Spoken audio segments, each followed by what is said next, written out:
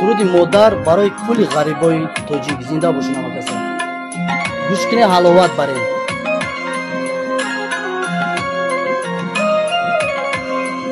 فقط ایتات دل میخونه برادرها. گوش کنه فقط لایک ایتو نبرونه. زنده باشی رحمت.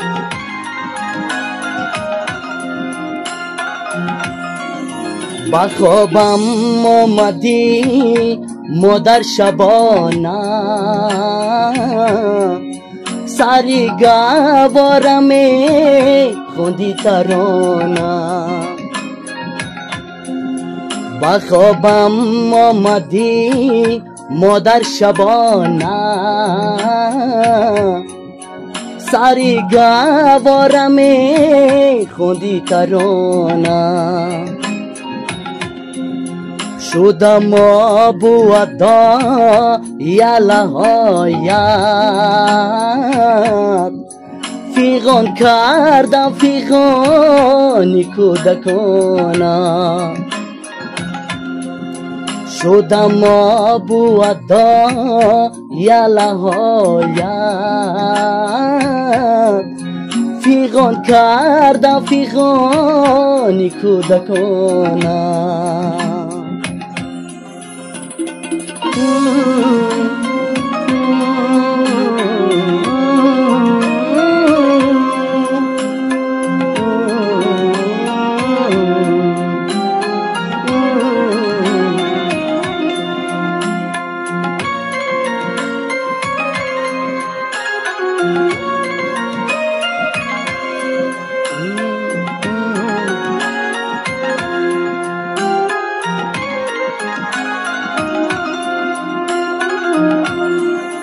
سحرگاه زی جای برخسته شدم،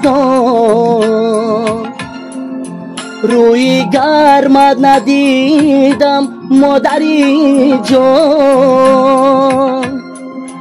سحرگاه زی جای برخسته شدم، روی گرمت ندیدم مادری جان. نصیحت ها و پندی سودمنده، ایا مادر شدم بسیار پزمان. نصیحت ها و پندی سودمنده، ایا مادر شدم بسیار پزمان.